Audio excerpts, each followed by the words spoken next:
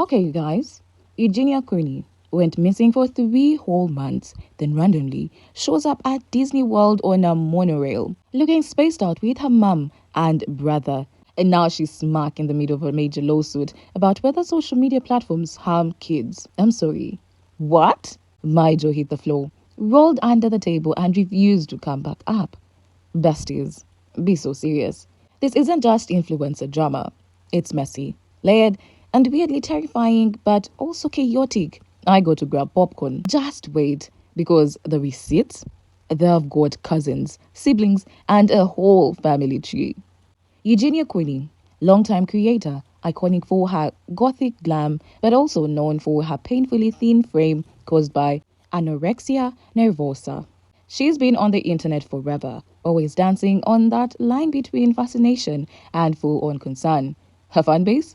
Mostly young, impressionable kids who see her sparkly personality before realizing the reality behind it. For years, the internet has been stuck in that weird place of caring about her health but also doom scrolling through her content. At this point, people don't just worry about her, they worry for her like she's a problematic cousin they can't unfollow. And besties? The roller coaster didn't stop there. She went silent. Poof, vanished off social media. Then suddenly resurfaces at Disney like some dramatic comeback episode. Except she looked like she wanted to be literally anywhere else. And then boom, plot twist. Her name is showing up in an actual federal case. Girl, what kind of crossover episode is this? The timeline was louder than her old livestream notifications. It was giving reality show meets true crime. And honestly, the deeper you scroll, the darker it gets. Like the algorithm said, you want drama? Say less. June to October? Absolutely ghost town.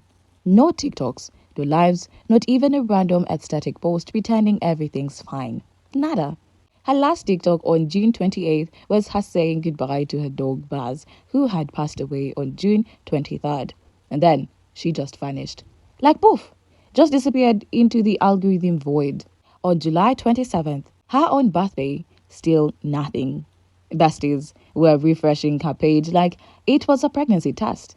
The comment section turned into a missing person bulletin board mixed with a group therapy session. The internet detectives did what they do best, dig. They pulled up her last livestream in May, where she took one tiny sip of water and immediately looked like she was about to throw up. The way the chat went from emojis to pure panic in 5 seconds flat. She cut the stream short, saying she didn't feel well, and fans tried to convince themselves it was just stress. But others, they were like, maybe our organs are rejecting hydration. So yeah, you guys, they got a flash sale going on.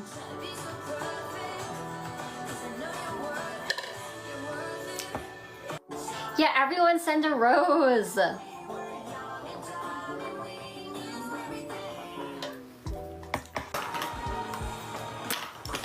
All right.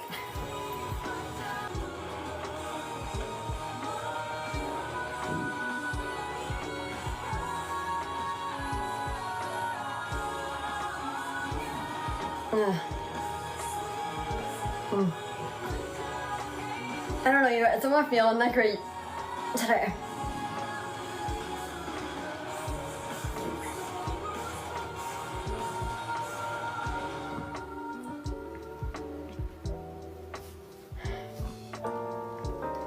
I think I might get off. I'm just kind of like letting stress get to me.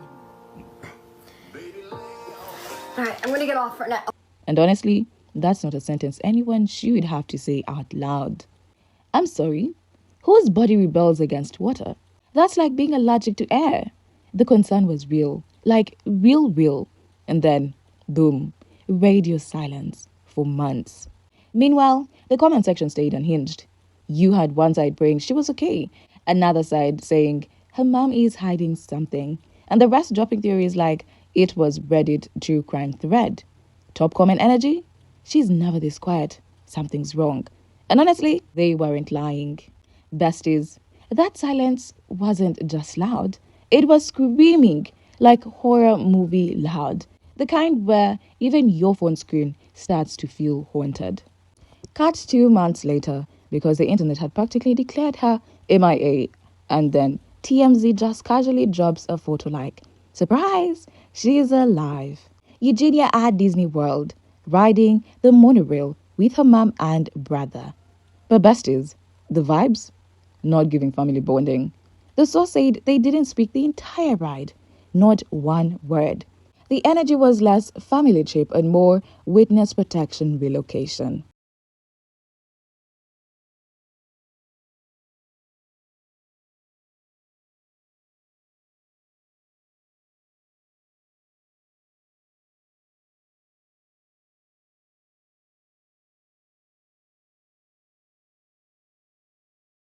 People were relieved she was alive, thank God, but also horrified.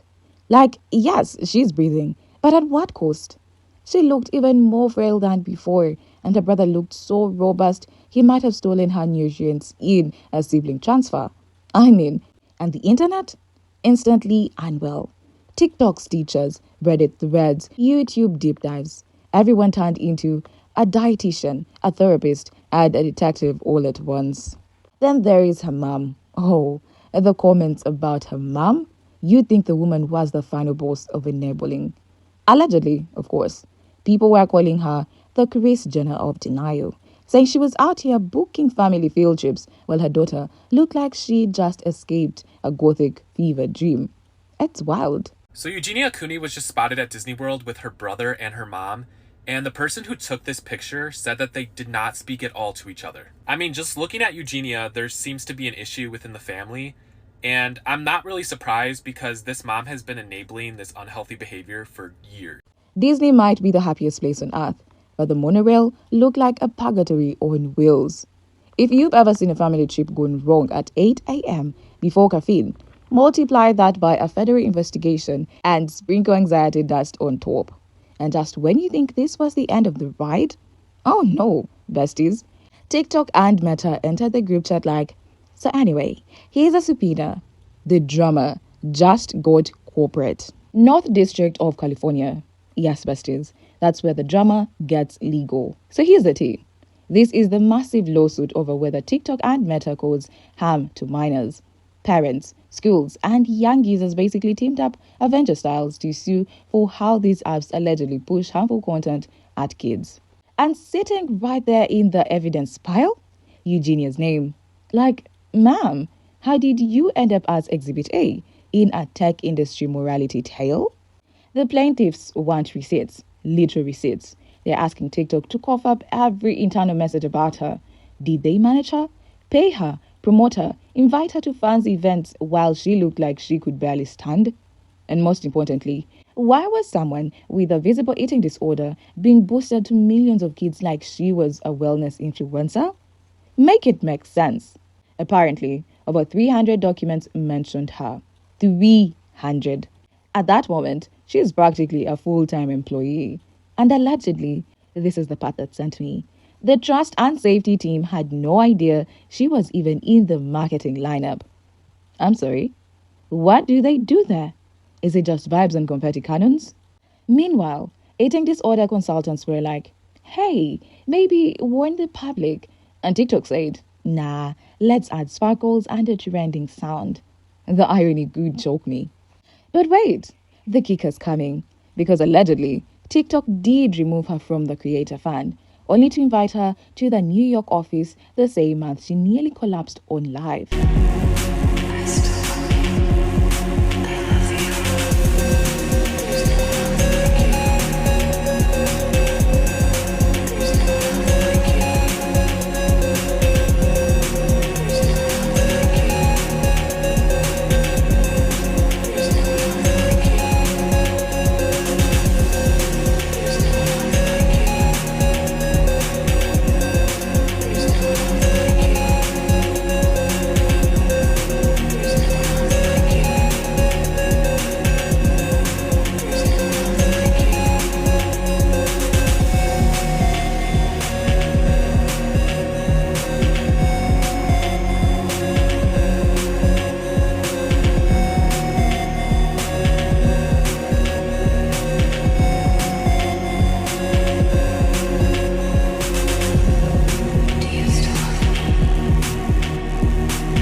Girl, what in the corporate contradiction is that? The duality of capitalism. We care about safety, but also can't take a selfie at HQ. So plaintiffs are screaming, make it make sense. TikTok's over there, like, we sent millions of files, please stop emailing us. And the court? The court said, actually, babes, hand over your internal messages about her May 2025 live stream and that New York visit. So yes, besties, the legal system is literally investigating the same week she got sick on live and then strutted into TikTok HQ like nothing happened. The drama isn't just messy, it's now government issued. May 23rd, 2025. Picture it. Eugenia goes live looking like her usual self. Chat buzzing, gifts flying, emojis everywhere. Then she takes one innocent sip of water and suddenly her whole face shifts. She looks nauseous. The chat freezes and the energy in the room changes from quirky to medical emergency. She tries to play it off, mumbling something about stress. But besties, you could practically hear the collective gasp from viewers around the world. Some swear she actually collapsed off screen. Others say she barely caught herself before falling forward. Either way, everyone's hearts dropped faster than TikTok's algorithm after community guidelines strike. And the internet? Oh, the internet went viral. People were clipping, replaying, zooming in like it was the Zapruder film of influencer health scares. Comments were flying. Where is her mom? Call someone. Why is no one checking on her? Like, ma'am, the live chat can't do CPR. The tone went from concern to pure disbelief in record time. It was the kind of moment where you don't even know whether to laugh nervously or call 911 yourself. Instant Eek doesn't even cover it. It was the most chaotic, morbidly fascinating train wreck the platform had seen in months. It's giving PR nightmare dressed as a brand collab. The transition had zero chill. Like, we all blinked and she turned her near collapse into a corporate field trip. And honestly, this is why influencers feel like NPCs. Because how do you almost faint on live, then post up at TikTok HQ like it's Coachella for contracts? You can't make this up, besties. The whiplash was so bad we all needed neck braces. June 28th was her last TikTok. July 27th, her birthday, still nothing. Fans were checking her page like they were tracking stock prices. Every day through October, comment sections turned into search parties. She's quiet wasn't just a vibe. It was a full-blown emergency alert. Like people had digital sirens ready. You'd see comments like, hello, are you okay? Somebody do a wellness check. Her silence is giving anxiety. The entire fandom basically turned into online detectives with zero leads and too much caffeine. Then boom, TMZ drops the Disney photos. Proof of life? Yes. But reassurance? Absolutely not. She looked worse, besties. Like, way worse. The picture didn't scream vacation. It screamed plot twist. Instead of relief, the internet spiraled even harder. Is she okay? Why is she there? Is this PR?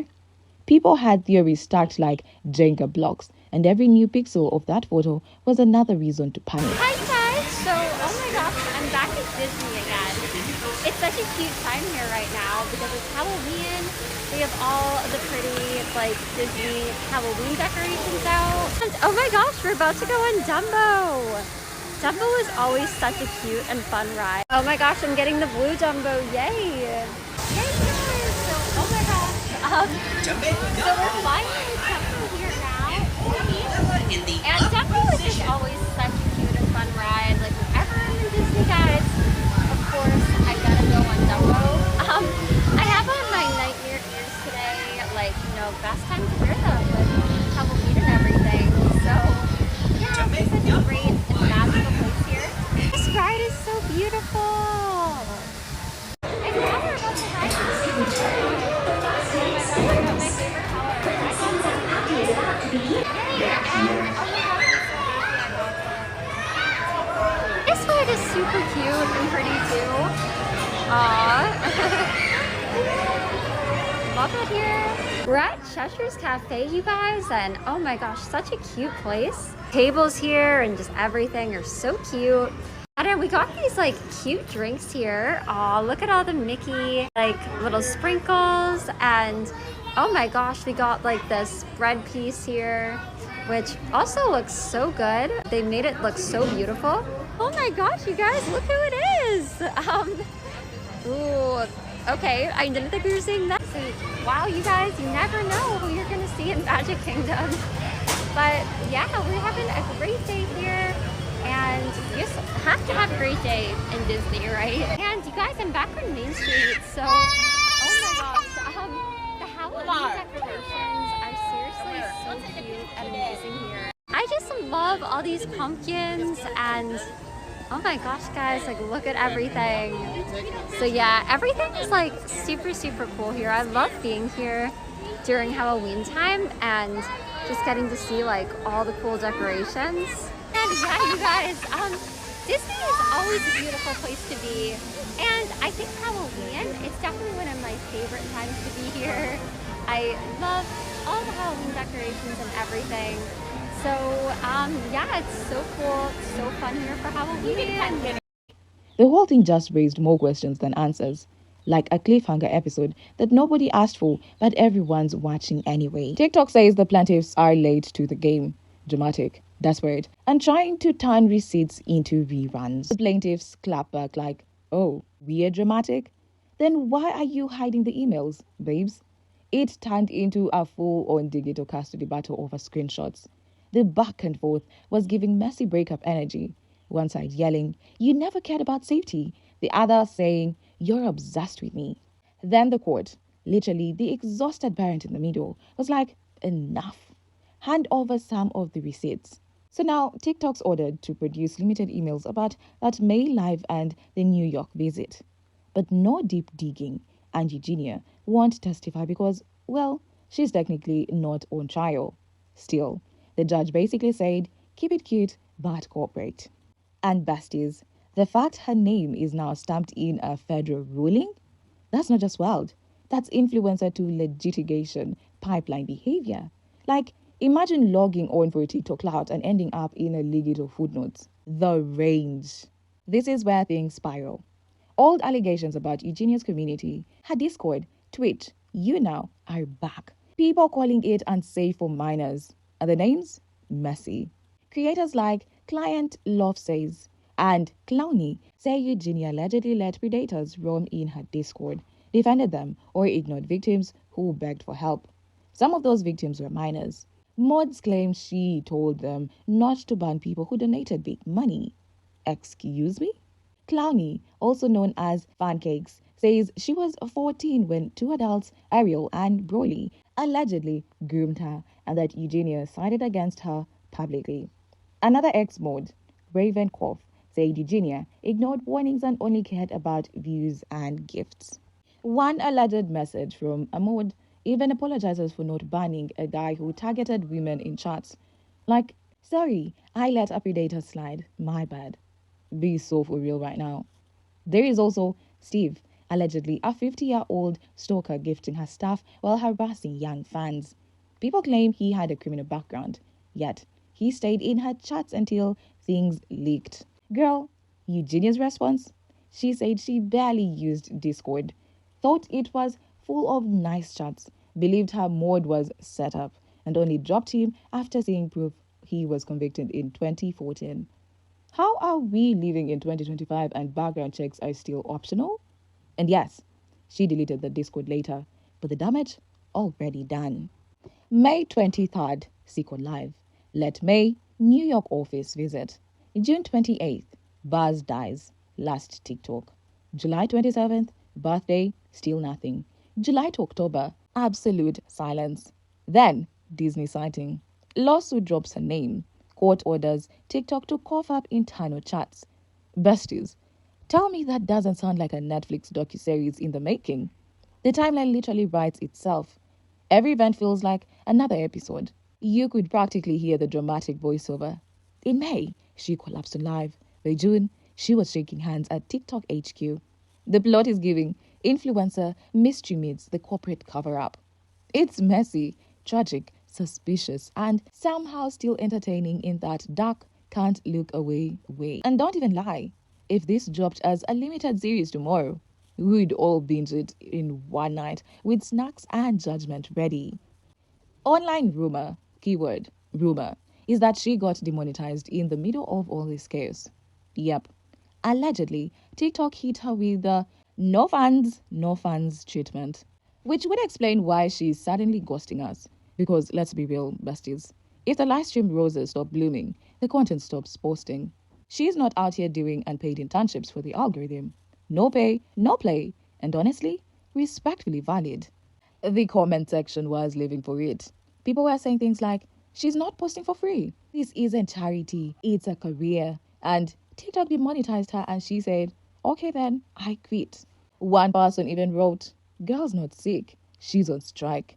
I mean, you can't even be mad. Influencing is her 9 to 5. And if the check doesn't clear, neither does the motivation. Same, bestie, same. I too would vanish faster than her posting schedule if the platform stopped cutting the bag. Okay, jokes aside, besties, this part is actually terrifying. She's visibly unwell, but the internet still watches like it's reality TV. Platforms throw confetti, fans debate whether she's okay, and somehow it all turns into entertainment instead of a cry for help. Like, how did concern become content?